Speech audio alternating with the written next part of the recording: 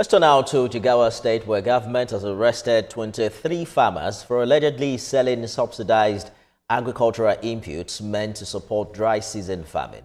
The inputs were provided by the Jigawa Rice Millionaires Program, aimed at boosting rice and wheat production across the state. The technical advisor to Jigawa State Governor on Agriculture, Saifulai Umar, said the farmers were caught reselling fertilizers and equipment instead of using them for cultivation. He said they have been ordered to refund the items. Mr. Umar said over 20,000 solar-powered water pumps have been distributed to farmers to support irrigation and urged them to register on the state's digital platform to ensure transparency. The objective of the program primarily is to scale up rice production in Jigawa. As you are aware, Jigawa is the second largest rice producing state in Nigeria, producing about 2 million metric tons annually through both dry season and wet season rice productions. One of the key conditions also is that if you collect our form and sell, we will prosecute you. We have capacity to do that. We have demonstrated that under our Rice Millionaire program. People attempted and we dealt with them. I believe the message is sound clear. We cannot allow anybody to sabotage our program. Dr. Mao joins me on the news this hour for more on that development. Well, the arrest of these farmers, Dr. Mao, raises concerns about oversight. What specific mechanisms does this program have in place to monitor distribution and ensure inputs are used as intended?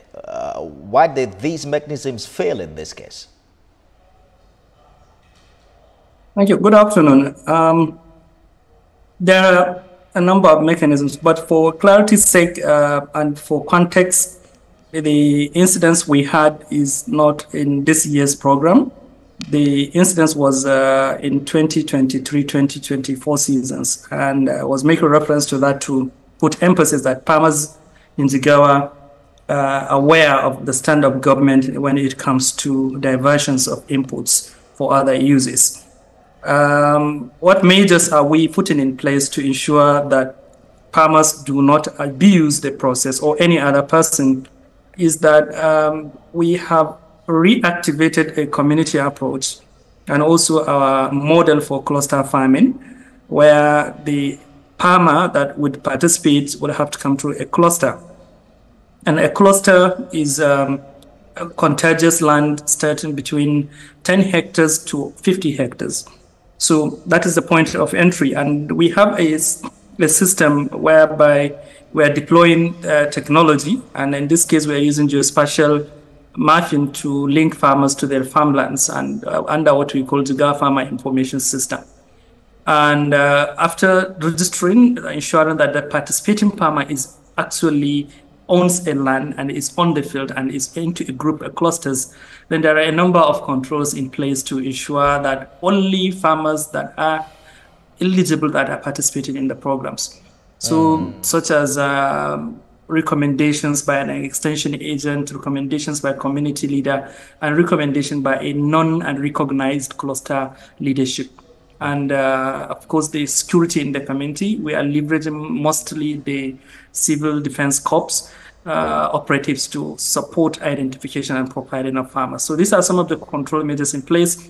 In addition, we're also using this serve as form of guarantee for the state government rice input loan scheme. I hear you clearly, Dr. Mao, but is there a sense to which this diversion suggests some deeper systemic issues such as financial desperation or even lack of awareness? Are there underlying economic pressures or gaps in the program sensitization?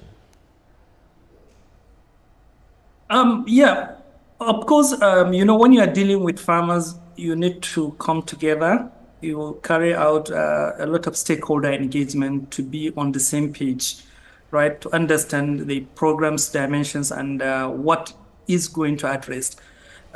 In Jigawa, most of our programs try to address specifically the pain points of the farmers, what is disturbing the farmers, and then programs are tailored to address such pain points.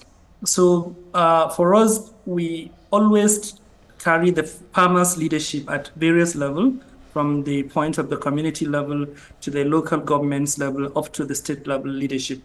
And in such, when decisions are going to be taken, we take that decision collectively and ensure that everyone understands what government intends to do and what its intentions.